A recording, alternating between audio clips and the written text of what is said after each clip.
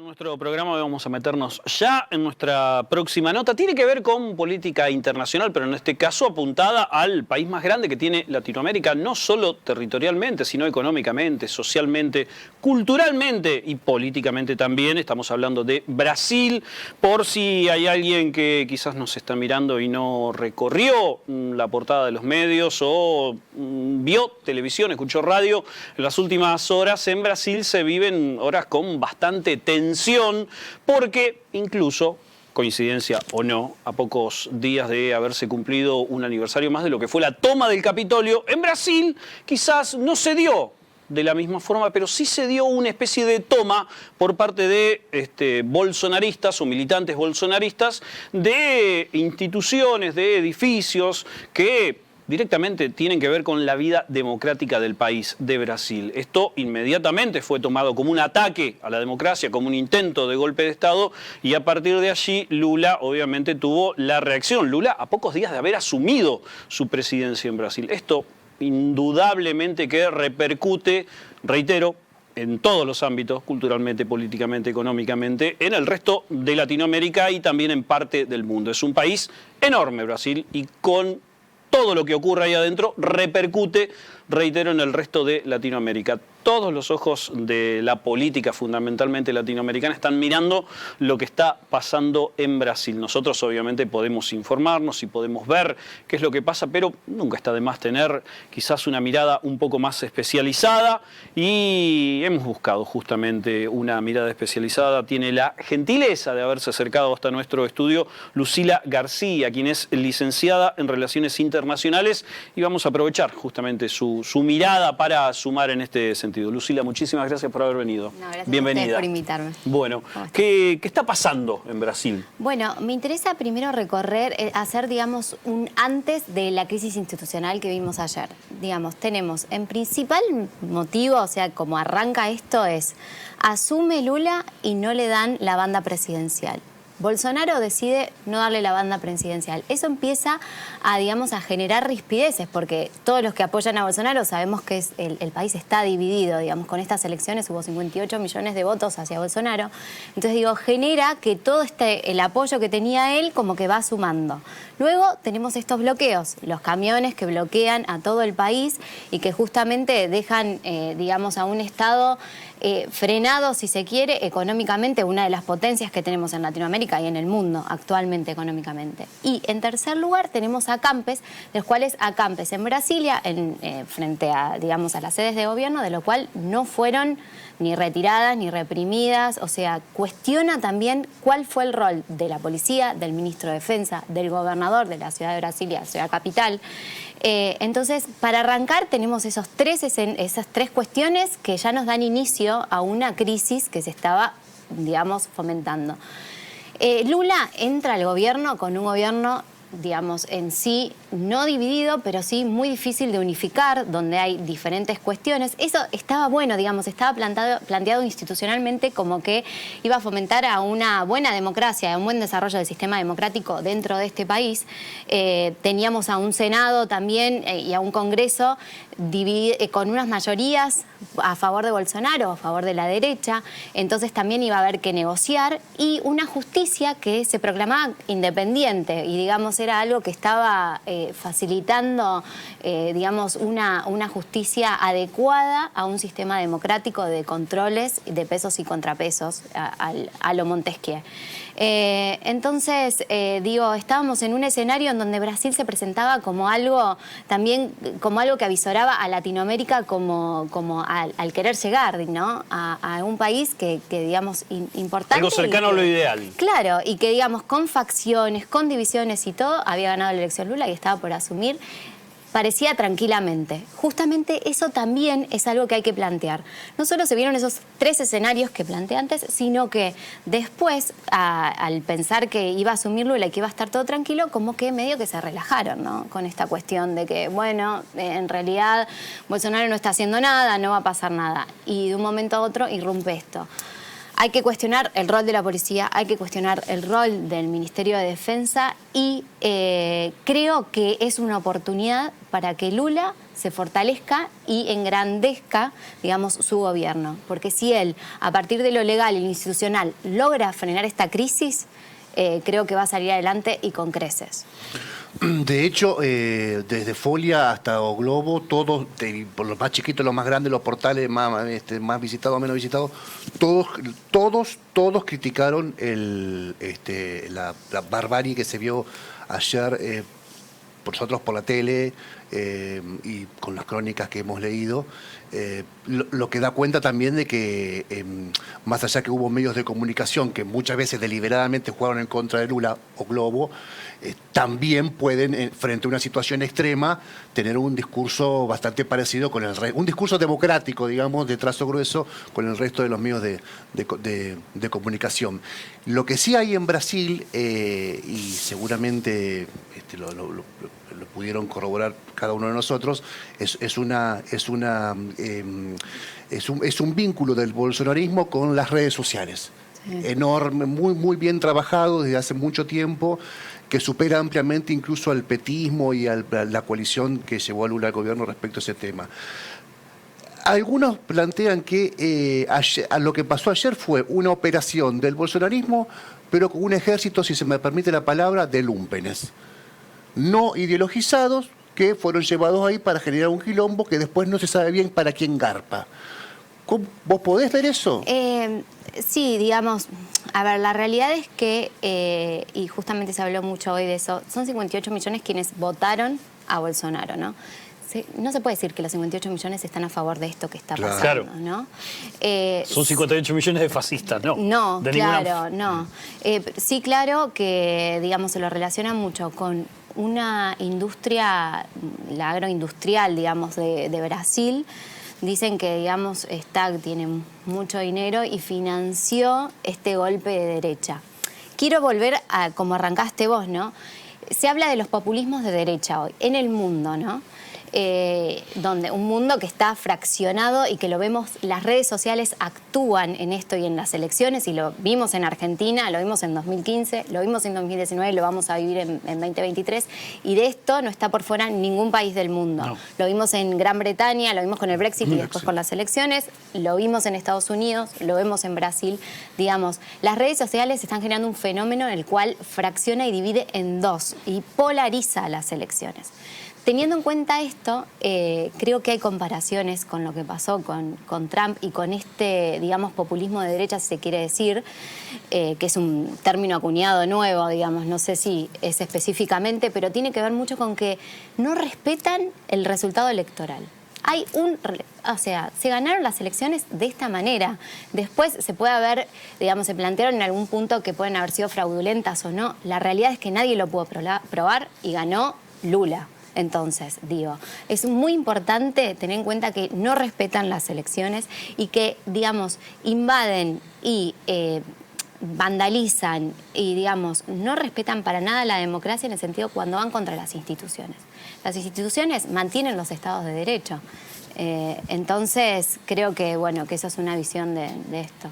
Lucila, yo, en relación con lo que estabas mencionando, hay referentes políticos internacionales como pueden ser Emmanuel Macron, en su momento Angela Merkel, Joe Biden, que es un demócrata, pero en otros sentidos, que pueden, de izquierda o de marxismo, tienen muy poco, casi nada, por decirlo, pero en ningún momento un gobierno de derecha o de centro derecha en Europa o en otros países va a poner en cuestionamiento el funcionamiento de la Corte Suprema de Justicia o la sede de gobierno, como sucedió ayer, o el Parlamento.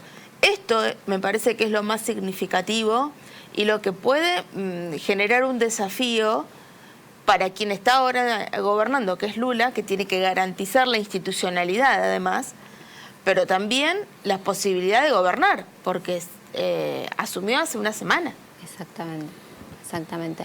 Está bueno que traigas a comparación eso porque, digamos, hay que pensar en la tradición de los países, la tradición democrática de los países. Nosotros, en relación a eso, somos países democráticos, hablo de los latinoamericanos en general, tenemos democracias muy jóvenes, si se quiere, y eso nos lleva a tener democracias débiles, de lo cual justamente nosotros, o sea, los ciudadanos en general y sobre todo quienes están en Poder Ejecutivo, Legislativo y Judicial, tienen que abogar por las instituciones. Quiero decir, cuando traes a colación esto de digamos, respetar la Corte Suprema de Justicia, respetar las instituciones, eso es lo que fortalece nuestras democracias y nuestro Estado de Derecho. Digo, si no está respetado, tampoco asegura que el gobierno llegue a buen término, ¿no? Que no llegue a buen término y tampoco asegura que las próximas elecciones sean correctas y no sean fraudulentas. Entonces es muy importante tener en cuenta, porque también pasó en otros países, pasó en Nicaragua, pasó en Venezuela con respecto a esto. Y para mí creo que es fundamental tener las instituciones fortalecidas y respetar la división de poderes. También quería traer a colación que justo antes de esta crisis institucional, antes de este domingo, y de que un presunto golpe de Estado, porque digamos se ha dicho también que no solo la agroindustria brasilera financiaba este populismo de derecha, muy relacionado con lo religioso, con esta religión que tienen, digamos que en Brasil es muy grande, que también lleva gente, financia estos golpes, sino que antes, digamos, se estaba teniendo, y lo dije, digamos, al principio, se pensaba que Brasil iba a ser como, iba a renovar a la Iberoamérica, iba a seguir un camino como más como el chileno, también se habló un poco de Perú, que están como en sí, Perú estuvo grave institucionalmente con referencia lo sigue estando, me parece. Lo sigue estando, pero bueno, tuvo un legislativo fuerte, entonces digo, ahí está el peso y el contrapeso.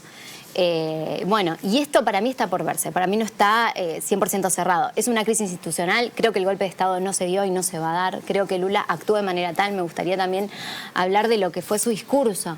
Digamos, fue un discurso que en sí se notó que había confrontamiento y había disgusto por la situación, pero apeló a la ley. Y eso es importantísimo, apeló a la ley. Hoy, por la mañana, se reunió con la presidenta de la Corte Suprema, se reunió con el presidente del Congreso, digamos, entonces se está apelando a esto de pesos y contrapesos y a todos los resortes posibles. Exactamente, a buscar la salida institucional. En ese sentido, Lula tiene una habilidad política bastante notable. Sí.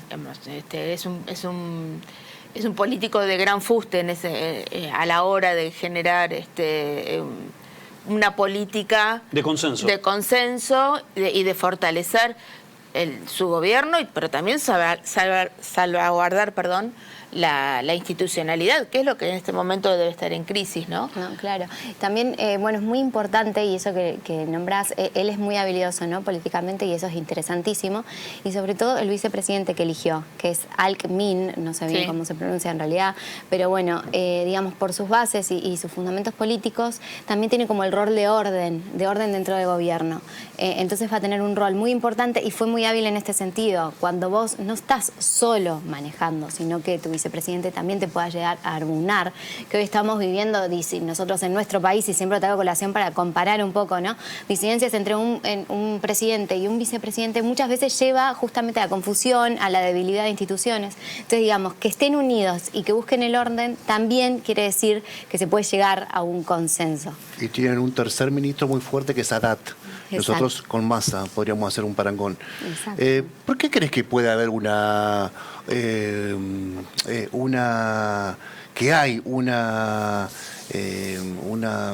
acción muy refractaria de esto que se llama populismo de derecha, si Lula no es Lenin arriba de la locomotora? No, es otra cosa. Lenin es capitalismo al 100%, proteger la industria nacional, seguramente con muchas medidas sociales y seguramente sin tanto mesianismo como Bolsonaro. Pero tampoco es la amenaza del comunismo. No, totalmente de acuerdo. Creo que, por eso decía, digamos, este término populismo de derecha a veces lleva connotaciones que, digamos, demasiado negativas, te lleva a otro lugar. Creo que Lula justamente es moderado, tenía un gobierno y tenía un Congreso y un Senado, lo cual lo iba a llevar al centro y a la negociación. Entonces, digamos, la organización del Estado lo iba a llevar justamente a no tender hacia ningún lado, ni derecho ni izquierdo. Creo, y esto también, digamos, lo llevo a lo que yo pienso, creo que el momento en el cual se habla de izquierdas o populismos de izquierda está terminado en Latinoamérica, digamos. No es que se puede hablar de eso, ¿no? Ya estamos teniendo todo el centro y a buscar lo que mejore y dé bienestar a la sociedad. Como lo que decía, por ejemplo, se lo puede llamar a veces de izquierda porque pensaba en favorecer bastante al medio ambiente, entonces estaba por poner con las empresas petroleras, se les iba a pedir que paguen un canon por esto, para que justamente haya menos emisión, para proteger el Amazonas. La verdad que el Amazonas es el pulmón del mundo y si Brasil no se pone, digamos, las pilas para solucionar esto, ¿quién lo va a hacer? Entonces creo que él iba a llevar políticas, digamos, compensatorias y neutrales a un punto, que tiren al centípetas. No sí, iba también a ser un poco de sentido común. Digamos, hay que cuidar el ambiente. Exacto. Eso no está en discusión. Exacto. Salud, educación, trabajo son cuestiones que no se van a poner en cuestionamiento a menos que haya un recorte. Género, claro. Pueblos originarios. Pueblos originarios, sobre todo poblaciones mayoritarias que no tienen mucha representación. Más en un país tan heterogéneo como es Brasil, tan grande y tan diverso. Exacto. Me parece que en ese sentido había una base de puntos en común que no estaba en discusión. Y sí, y trae la colación dos cosas. La primera, que el Lula de 2002-2003 no es el mismo que el Lula de ahora. Claro que no. Y después que, fíjense, algo muy interesante, también para tener en cuenta lo centípreto que es, en referencia a su política internacional, que cuando entra, lo primero que dijo es: mi relación con Estados Unidos va a mejorar, primero, porque iban a hablar de, digamos, de negocios y de cuestiones que para América son importantísimas. Y Brasil no tiene, que es, digamos, el hegemónico en América del Sur, no tiene una relación con el norte, digamos, buena, después, ¿qué beneficios podría llegar a traer a la región? Entonces, buscaba una buena relación con el norte y volver a insertarse en el mundo. Él habló de que Bolsonaro quedó por fuera del mundo, y es verdad, por su tipo de políticas. Él habló de volver a insertar Brasil al mundo. Entonces, creo que esa visión es muy interesante. Muy interesante también que va a haber una... digamos, un congreso en el norte, del Tratado del Norte de Canadá, México y Estados Unidos, y va a ser mañana esta reunión, y hablaron del apoyo total a Lula. Entonces, quiero decir, está toda la región y todo el mundo a favor de la democracia y del sistema democrático. Eso te quería preguntar. El hecho de que se conozcan públicamente a través de los medios de comunicación o de otros sistemas, el hecho de que, bueno, salga Alberto Fernández, Boric, Petro, a decir, bueno, apoyamos a Lula. ¿Qué efecto real tiene esto en la política y en la práctica brasileña? ¿Qué efecto real tiene que los presidentes o las presidentas salgan a decir apoyamos la democracia en Brasil? No, efectivamente son, digamos, como en algún punto un sistema de presión que va a ayudar a que el bolsonarismo, o bueno, si se quieren, porque Bolsonaro se lavó las manos de esto y es, la verdad, detestable la actitud, pero bueno, digamos que estos, digamos, de centro derecha queden solos, y en algún punto vos, para motorizar esto, necesitas plata y apoyo, y esa es la realidad. Por eso se habló mucho de quiénes fueron los que financiaron este intento de golpe de Estado o digamos, quiebra a la institucionalidad brasilera. Entonces creo que el apoyo es muy importante para que justamente ejerza presión frente a estos grupos desestabilizadores. Lo que yo, vuelvo a la pregunta, sí. Lo que yo no veo es que Lula vaya en contra de esos agroindustriales que estén financiando supuestamente esta movida. Porque Lula no vino a decir, yo con este grupo me los voy a comer crudo, claro, voy a estatizar esta industria. Voy a estatizar, le voy a doblar impuestos, los voy a reventar. Al contrario, esto es generar trabajo, es generar inclusión, las ideas fuerza de Lula apenas asumió. Digo, los empresarios son mucho más, leen la realidad mucho más rápido. Los empresarios y la policía como institución suelen leer la realidad mucho más rápido que los políticos. Y los empresarios están viendo que lo que viene no es el soviet a gobernar, que tranquilamente con Lula pueden seguir haciendo los mismos negocios que hacían con Bolsonaro. Por eso no encuentro explicación por qué se estaría financiando. ¿Por qué tanta plata detrás de este ejército lumpen a la hora de reventar todas las instituciones de la democracia? Por ahí puede ser que haya algo ahí vinculado a esa idea de libertad, de tener bueno, uno de los primeros decretos de Lula fue retrotraer la situación de la aportación libre de armas y compra libre de armas en todo el territorio de Brasil. ¿Puede haber algo ahí más ideologizado, lo ves vos? Sí, yo creo que es una característica de esto también, de este movimiento. Es más un movimiento ideologizado y moralista que lo que tiene que ver con digamos, con los bolsillos. Creo que los financiamientos no solo pueden llegar a venir de este grupo empresarial, pueden llegar a venir de muchos lugares, pueden llegar a venir hasta del exterior, digamos. Eso también son conclusiones que digo, por eso esto está empezando, no termina acá. Cuando se empiecen las investigaciones y todo, van a saltar tantas cosas que ni nos imaginamos, porque tal vez hoy se está hablando de este grupo de industriales que tal vez fue un mínimo de lo que fue todo el tema. Digo, el financiamiento es muy importante porque sabemos que para movilizar cierta cantidad de gente con tanta movida de redes sociales, con tantas cuestiones, necesitas plata, o sea, y más en un país tan grande como es Brasil. Entonces, digo, sí, se necesita el financiamiento, sí, creo que tienen que apuntar a quiénes fueron los que realmente propiciaron esto. Creo que sí es importante. Qué llamativo me resulta cómo están emergiendo las distintas derechas en Europa, en América Latina, y cómo, lo que vos recién decías, hablando en un lenguaje muy llano, no se bancan los resultados electorales. Sí. En América Latina es bastante notorio, quizás para nosotros porque lo tenemos cerca, pero las derechas europeas también están haciéndose notar de algún otro modo. Sí. Sí, yo creo que es como decía antes, para mí tiene que ver mucho con la debilidad del sistema democrático en sí. Creo que Europa tradicionalmente tiene, digamos, esta cuestión de lograr mantener... Un soporte mayor en esas instituciones. Sí, logra mantenerlo en algún punto u otro. Lo ves hasta cómo pudieron soportar monarquías, el día actual, ¿no? Es otra visión del sistema democrático. Países como los nuestros también se habla muchas veces de la hegemonía de la democracia. La hegemonía de la democracia tiene que ver que se le da, digamos, legitimidad a todo aquel que ha sido votado por la gente, por lo popular. Entonces, en algún punto, muchas veces no se le da apoyo a la Corte Suprema o a la justicia porque no tuvo voto directo. Entonces, digo, eso también, y se han gobernado muchos países históricamente en América Latina de esa manera, con un PEN muy fuerte, con un poder ejecutivo muy fuerte, en donde la hegemonía democrática muchas veces genera el desbarajuste de esto de los tres poderes y de los pesos y contrapesos. ¿Argentina es la democracia más con más trayectoria de América Latina o hay otra con más trayectoria? La verdad que no recuerdo eso. Porque Brasil no tiene 40 años como nosotros cumplimos este año. No. Y Uruguay tampoco. Uruguay tampoco. Chile tampoco. Paraguay tampoco. En Chile también en estos momentos tiene muchas dificultades. Tuvo muchos reveses Boric con la reforma constitucional, por ejemplo. Sí, ayer en las últimas horas renunciaron 2 ministros clave dentro del gabinete. Le está costando llevar adelante ahí ese gobierno progresista, por decirlo de algún modo.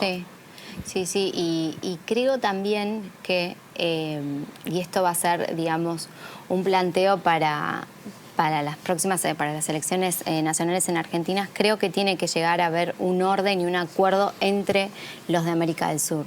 Porque si nosotros actuamos como región fuerte, como región y como conjunto, logramos mejorar nuestras negociaciones hacia el exterior que si actuamos solos.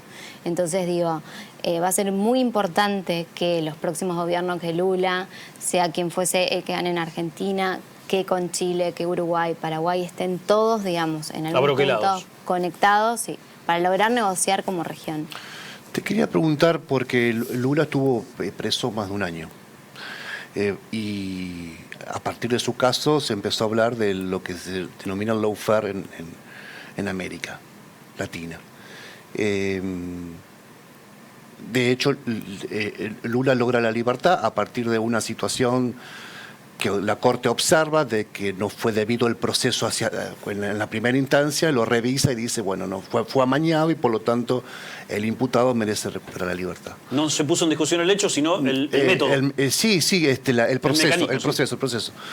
Pero bueno, ahí está la mancha también de la corrupción, ¿no? Que los medios la trabajan muy bien, la oposición la trabaja muy bien, la interna del PT seguramente la habrá trabajado también a su manera, como está sucediendo ahora con Cambiemos, ¿no? Esto entre Larreta y Patricia Bullrich, que es tan evidente. ¿Pensás que eso puede volcar al electorado hacia un lado? Decir, bueno, Lula es un chorro o Cristina es una chorra y yo me ubico acá del lado de este lado moral de la vida y sin embargo puedo también decir, bueno, puede estar acusado de corrupción, pero sin embargo me rescato sus políticas sociales, rescato su intervención estatal. ¿Pensás que esto realmente baja al hombre de a pie en América Latina o la gente vive su realidad y vota de acuerdo a lo que vive? No, yo creo que la corrupción no influye en el votante. No. Y eso está, sí, y eso está visto, digamos, investigado. Digamos, la corrupción muchas veces sirve como para crear un momento coyuntural, digamos, es decir, cuando vos hablas de corrupción me parece que es muy importante, son valores, es moral, es ética. El gobernante la verdad que tiene que demostrar para abajo y dar ejemplo, ¿no? No tendría que ser corrupto ni todo el resto. La realidad es que la corrupción en sí no influye cuando se va a votar. El votante vota normalmente por el bolsillo, por la seguridad y por lo que le está pasando en su casa, que me parece bien, porque el vecino tiene que hacer eso, que va a estar pensando en... Es la realidad, o sea, creo que como analista internacional me encantaría y me encantaría que todo el mundo esté mirando, diga, ay, bueno, que mira Brasil, que mira Argentina. La realidad es que después el vecino y el votante te vota que esté bien su cuadra, que tenga seguridad y que tenga plata para comer. Llegar a fin de mes. Exactamente. Básicamente. Lucila, muchísimas gracias por tu Gracias tiempo. a ustedes. Lucila...